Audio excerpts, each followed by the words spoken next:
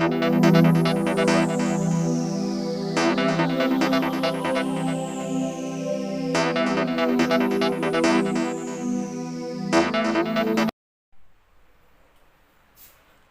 Guys, तो स्वागत है आप सभी का मेरे YouTube channel the Hindustani biology में। और मैं आपको सेल बायोलॉजी पढ़ा रहा हूँ। और आज हम बात करने वाले हैं माइटोकॉन्ड्रिया की। ठीक है, इससे पहले हमने एक सेल ऑर्गेनल पढ़ लिया है जिसका नाम हरित लवक है। अगर आपको देखनी है वीडियो तो आप मेरे चैनल पर जाइए, उसको सब्सक्राइब करिए और प्ले लिस्ट में जाकर वहाँ पर मेरे सारे वीडियोज़ आप देख सकते हैं। ठीक है, तो बात करते हैं माइटोकॉन्ड्रिया की। दूसरा सेल ऑर्गेनल है अपना, इसका नाम है माइटोकॉन्ड्रिया। देखिए, माइटोकॉन्ड्रिया का मतलब क्या होता है। माइटो का अर्थ होता है सूत्र और कॉन्ड्रिया का अर्थ होता है कणिका। यानी कि माइटो का अर्थ सूत्र और कॉन्ड्रिया का अर्थ कणिका, इसलिए इसे कहते हैं सूत्र कणिका या माइटोकॉन्ड्रिया। ठीक है, बात कर लेते हैं इसके सबसे पहले माइटोकॉन्ड्रिया के इतिहास की। देखिए, कोई भी चीज़ हम पढ़ते हैं, कोई किसी भी आप कहीं भी क्षेत्र में चल जाओ तो सबसे पहले उसका इतिहास जानना जरूरी है कि भाई इसका इतिहास का क्या रहा है। तो सबसे पहले हम इसका इतिहास की बात करते हैं। देखिए, हिस्ट्री ऑफ माइटोकॉन्ड्रिया। कोलिकर नामक वैज्ञानिक थे जिन्होंने उड़न कीट जो होते हैं उनकी उड़न पेशियों में माइटोकॉन्ड्रिया को देखा था। ठीक है, किसको देखा था? माइटोकॉन्ड्रिया को कीट की उड़न पेशियों में, कोलिकर नामक वैज्ञानिक ने। उसके बाद बात करते हैं अल्टमान। तो अल्टमान ने इनको बायोप्लास्ट कहा था। अल्टमान जो वैज्ञानिक थे उन्होंने इनको बायोप्लास्ट कहा। उसके बाद बात करते हैं फ्लेमिंग। फ्लेमिंग ने इन्हें फिला कहा था। जो फ्लेमिंग है वैज्ञानिक, उन्होंने माइटोकॉन्ड्रिया को फिला नाम दिया और अल्टमान ने बायोप्लास्ट दिया था।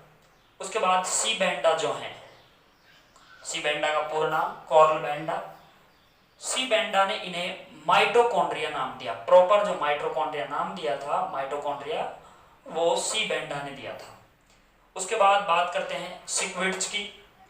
तो इन्होंने क्या कहा था? इन्होंने power house of the cell कहा था माइटोकॉन्ड्रिया को। Power house of the cell, power house of the cell का मतलब है कोशिका का शक्ति गृह। यानी कि जो कोशिका में जहां जितनी भी शक्ति की जरूरत होती है, यानी कि पावर की जरूरत होती है, वो एटीपी के रूप में यही बनाता है माइटोकॉन्ड्रिया। ठीक है, उसके बाद बात कर लेते हैं हुगब्लूम। इन्होंने कहा था साइट ऑफ सेलुलर रेस्पायरेशन। यानी कि साइट ऑफ सेलुलर रेस्पायरेशन का मतलब है कोशिकीय श्वसन स्थल, कोशिकीय श्वसन स्थल। तो ये कहा था हुगब्लूम ने, माइटोकॉन्ड्रिया को कहा था। पैटजियस ने क्या कहा था? पैटजियस ने जो माइटोकॉन्ड्रिया था उसको सार्कोसोम कहा, सार्कोसोम। ठीक है, उसके बाद बात कर लेते हैं एफ मेविस। तो निम्फिया प्लांट में माइटोकॉन्ड्रिया की खोज हुई थी। किसने करी थी? एफ मेविस ने। एफ मेविस ने माइटोकॉन्ड्रिया की निम्फिया नामक पादप में खोज की थी। उसके बाद बात कर लेते हैं आगे। कोशिका एक डबल झिल्ली युक्त संरचना है, यानी कि द्विक झिल्ली कोशिकांग है। उसके बाद बात कर लेते हैं नंबर की। माइटोकॉन्ड्रिया जो है वो कोशिका में कितने पाए जाते हैं? तो देखिए, माइटोकॉन्ड्रिया जो है कोशिका की सक्रियता पर निर्भर करता है। माइटोकॉन्ड्रिया की जो संख्या है वो कोशिका की, यानी कि सेल की सक्रियता पर निर्भर करता है। फिर भी और एक चीज और, जो माइटोकॉन्ड्रिया होते हैं यानी कि पादप की अपेक्षा जंतुओं में अधिक पाए जाते हैं नॉर्मली। तो नंबर की बात कर लेते हैं। इनकी नॉर्मल नंबर जो होती है वो 50 to 50,000, यानी कि 50 से 50,000 तक हो सकती है। ठीक है, इनकी जो बात कर लेते हैं साइज की, तो लेंथ जो होती है इनकी, वो लेंथ होती है इनकी 1.0 से 4.1 माइक्रोमीटर। ठीक है, इनकी विड्थ जो होती है वो 0.1 से 0.2 से 1 माइक्रोमीटर तक हो सकती है। ठीक है, उसके बाद इसकी शेप कर लेते हैं। तो शेप आपको बता देता हूं, माइटोकॉन्ड्रिया की जो शेप होती है वो सिलिंड्रिकल होती है, यानी कि बेलनाकार। ठीक है, बेलनाकार होती है, लंबी। और इसका जो जीवन काल है, जीवन काल की बात कर लेता हूं। जीवन काल, तो जीवन काल इसका 5 से 10 दिन का होता है। जो माइटोकॉन्ड्रिया है उसका जीवन काल 5 से 10 दिन का होता है। देखिए, अलग अलग कोशिकाओं में, यानी कि अलग अलग जीवाणुओं, पादपों में अलग अलग वो होती है, इसकी नंबर होते हैं, वो मैं आपको अभी बता देता हूँ इसको इरेज करके। ठीक है, तो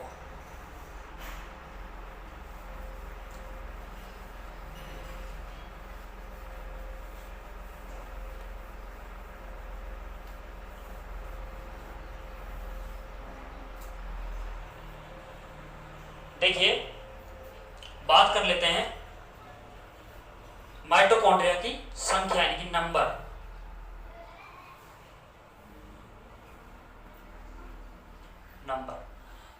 तो क्लोरेला एक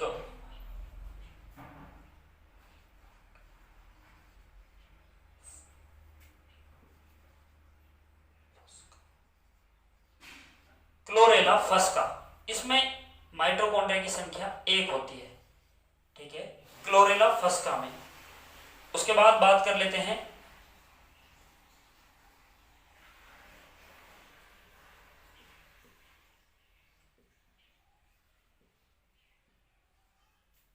ये चेयर्स अमीबा है, अमीबा। इसमें जो संख्या होती है वो होती है 5 लाख। ठीक है, 5 लाख नंबर होते हैं माइटोकॉन्ड्रिया के, यानी कि 5 लाख तक हो सकते हैं। उसके बाद बात कर लेते हैं एक और जीवाणु है, उसका नाम है माइक्रो स्टेयस। इसमें भी एक संख्या होती है। उसके बाद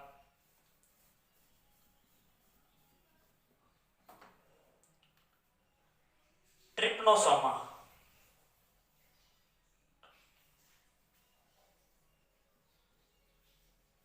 ट्रिप्नोसोमा, इसमें भी एक माइटोकॉन्ड्रिया होता है।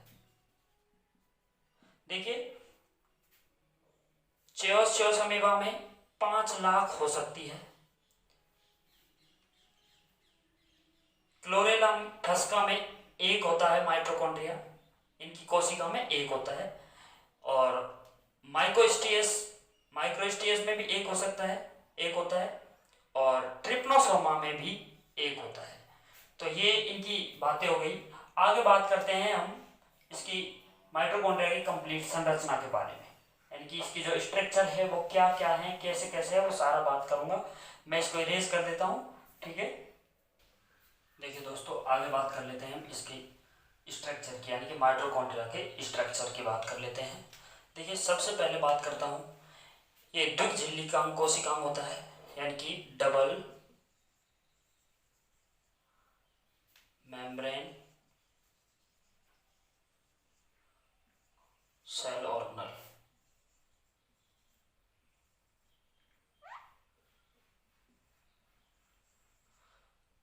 डबल मेम्ब्रेन सेल ऑर्गेनल होता है, जिसमें जो सबसे बाहरी परत होती है, इसकी बाहरी झिल्ली होती है, उसे बोलते हैं आउटर माइटोकॉन्ड्रियल मेम्ब्रेन। और जो अंदर की होती है उसे बोलते हैं इनर माइटोकॉन्ड्रियल मेम्ब्रेन। इन दोनों के बीच में एक छोटा स्पेस होता है, देखिए आपको दिख रहा होगा, जिसमें कुछ द्रव भरा होता है। इसको कहते हैं पेरिकॉन्ड्रियल फ्लूइड, और इस स्पेस को कहते हैं पेरिकॉन्ड्रियल स्पेस, जो इनके मध्य दिख रहा है आपको। मैंने लिखा नहीं है, कोई नहीं, आप लिख लेना, पेरिकॉन्ड्रियल स्पेस। ठीक है, उसके बाद बात करते हैं जो ये इसकी आंतरिक झिल्ली होती है, वो उंगली नुमा प्रवर्ध, यानी कि अंदर की तरफ अंतर्वलन बना लेती है, अंतर्वलन बना लेती है, फोल्डिंग बना लेती है। इसका जो रूपांतरण है, इनकी मॉडिफिकेशन होता है, वो अंदर की तरफ वलन बना लेता है और उस वलन के कारण ये आपको दिख रहे होंगे क्रिस्टी बन जाती है। देखिए ये जो आपको सी टाइप अंग्रेजी का एक वर्ड होता है कैपिटल सी, उसकी तरह आपको दिख रहे होंगे, इसलिए इनका नाम क्रिस्टी। ठीक है, इनका नाम क्रिस्टी। ये बहुत सारी होती हैं इसलिए इनको क्रिस्टी कहते हैं। एक को बोला जाता है क्रिस्टो।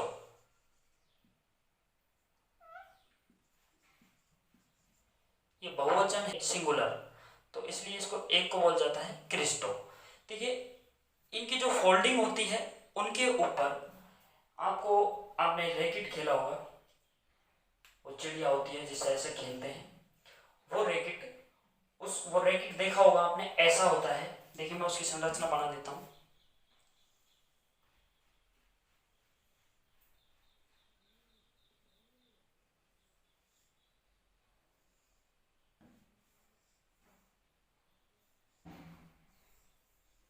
तो उस रैकेट के समान ही ये, इस पे छोटे छोटे कण लगे होते हैं जिनका नाम होता है F1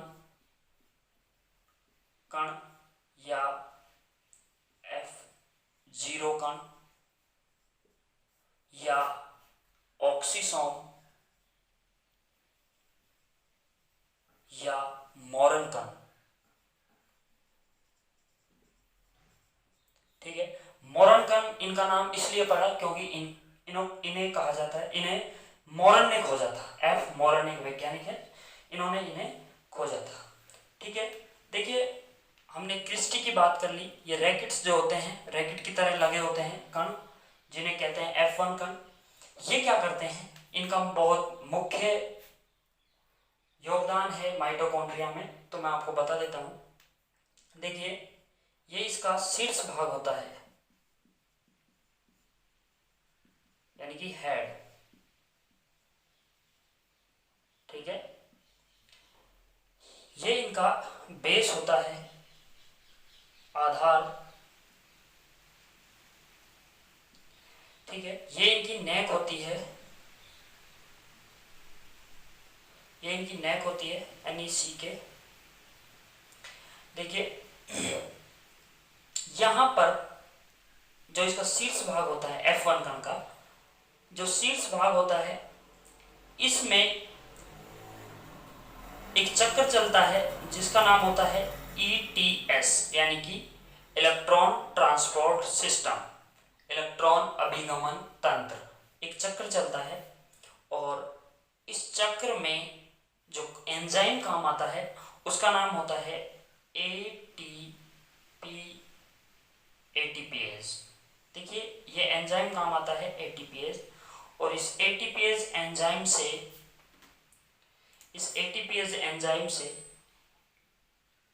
ATP का संश्लेषण होता है।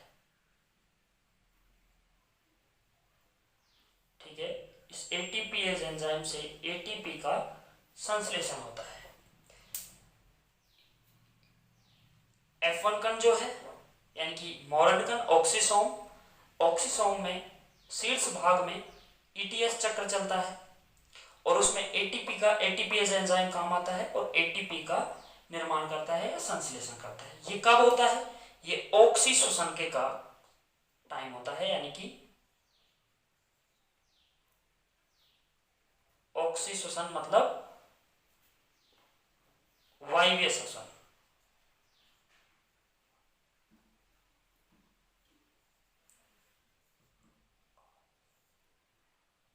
वायवीय श्वसन।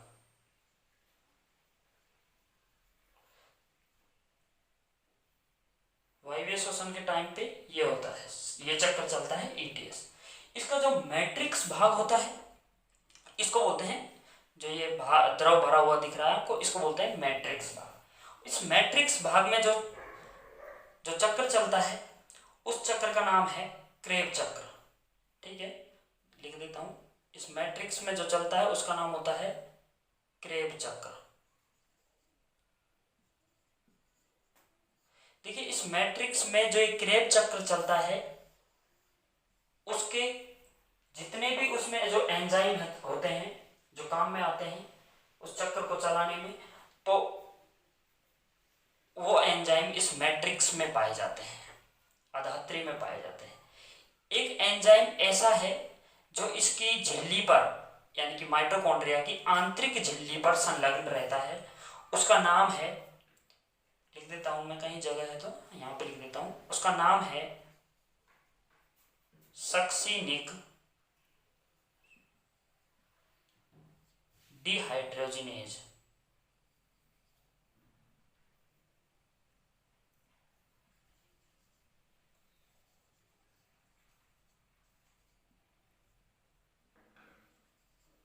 सक्सिनिक डिहाइड्रोजिनेज, ठीक है। ये एकमात्र ऐसा एंजाइम है जो कहां पर रहता है, आंतरिक झिल्ली पर, माइटोकॉन्ड्रिया की आंतरिक झिल्ली पर रहता है। देखिए अब मैं आपको आगे बात कर लेता हूं। आपको ये समझ में आ गया होगा पूरा कि F1 कण जो होते हैं या ऑक्सीसोम जो होते हैं उनका कार्य क्या होता है, वो क्या करते हैं। ये आधार होता है इसका, ये आधार इस आंतरिक झिल्ली से जुड़ा हुआ रहता है। मैं आगे बात करता हूं इसके मैट्रिक्स की। तो इसका जो मैट्रिक्स भाग है उसमें राइबोसोम पाए जाते हैं, ठीक है। उसमें राइबोसोम होते हैं। जो प्लांट सेल होती हैं उनमें 70S राइबोसोम होता है, और जो एनिमल यानी कि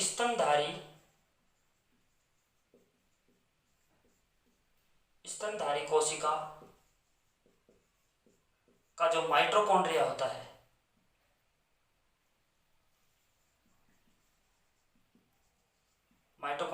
है, उसमें पाए जाते हैं 55S राइबोसोम, ठीक है। 55S राइबोसोम पाए जाते हैं। उसके बाद बात कर लेता हूं, इसमें डबल स्टैंडर्ड डीएनए मिलता है। तो इसमें डबल स्टैंडर्ड डीएनए जो कैसा होता है, जो जीसी रिच होता है। जीसी रिच का मतलब ग्वानिन और साइटोसिन ज्यादा मिलते हैं। जो आरएनए होता है वो सिंगल स्टैंडर्ड होता है।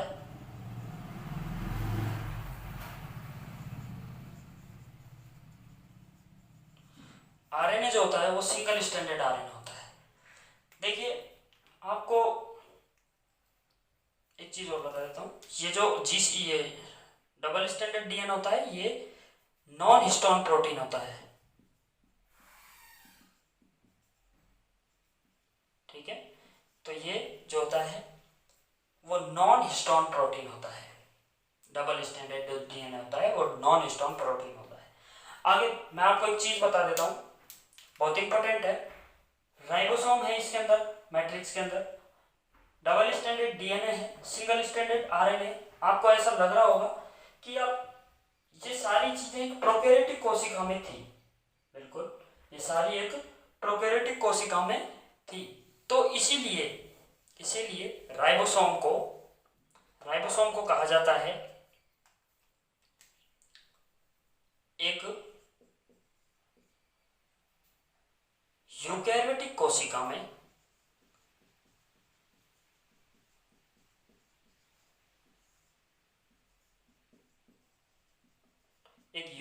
कोशिका में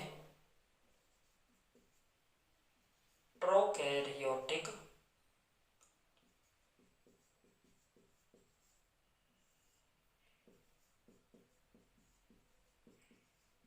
कोशिकांग, एक यूकैरियोटिक कोशिका में प्रोकैरियोटिक कोशिकांग माइटोकॉन्ड्रिया को कहा जाता है।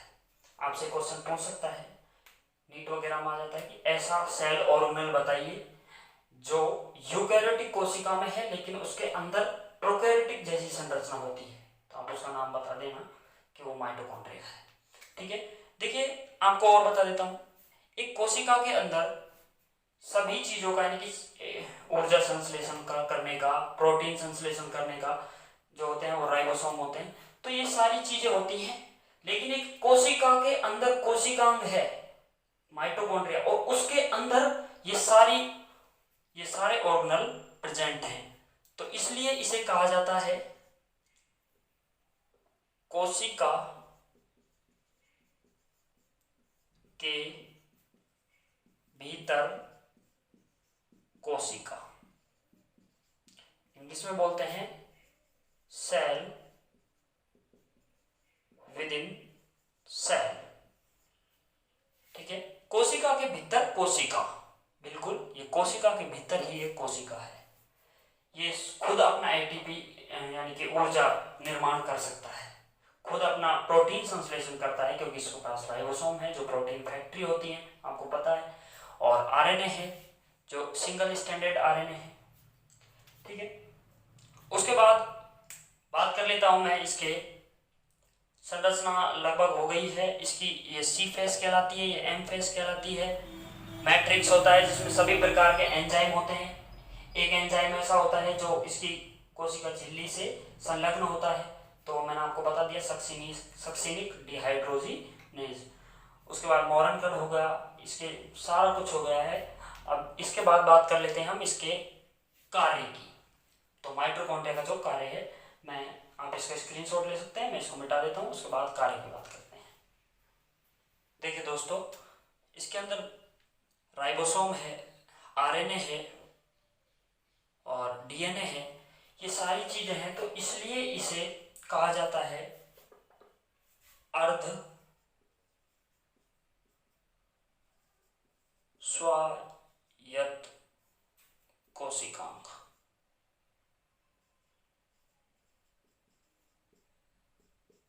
अर्धस्वायत्त कोशिकांग इंग्लिश में बोलते हैं सेमी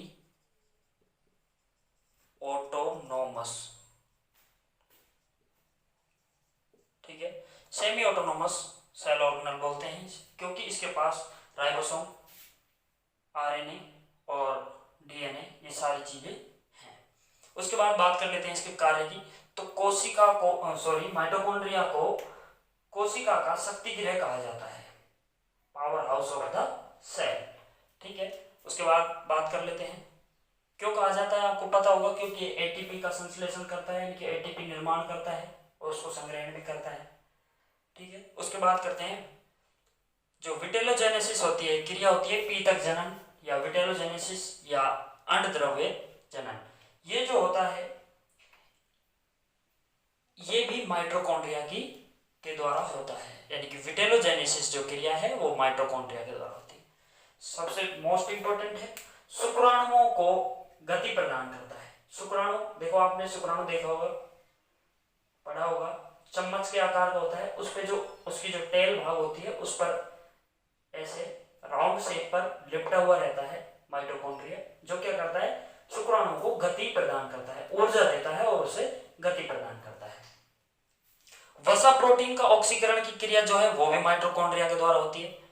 पेशियों के अंदर माइटोकॉन्ड्रिया आयनों का भंडार गृह होता है। बिल्कुल, पेशियों के अंदर आयन जो होते हैं उनको संग्रहण कौन करता है, उनको भी माइटोकॉन्ड्रिया ही संग्रहण करता है, जो कि उनकी गतिशीलता के लिए आवश्यक है। देखिए दोस्तों, हमने पूरे माइटोकॉन्ड्रिया की संरचना व उसके कार्य, ये सारी चीजें हमने पढ़ ली हैं। देखिए, मेरे ख्याल से यहाँ पर इसमें कोई भी ऐसा पॉइंट नहीं रहा है जो छूट गया हो। आप वीडियो को पूरा देखा करें और इससे संबंधित, सेल ऑर्गेनल से संबंधित आप और वीडियो देखना चाहते हैं तो आप मेरे चैनल की प्लेलिस्ट में जाइए और वहाँ पर सेल बायोलॉजी का चैनल को प्लेलिस्ट बना हुआ है, उसमें पूरी वीडियो आपको मिल जाएंगी। देखिए, बहुत मेहनत लगती है वीडियो बनाने में, आप प्लीज़ वीडियो को देखा करें और लाइक करें, शेयर करें और कमेंट करके बताएं कि वीडियो कैसी है, और सभी अपने दोस्तों को शेयर करें वीडियो। चैनल को सब्सक्राइब कर लें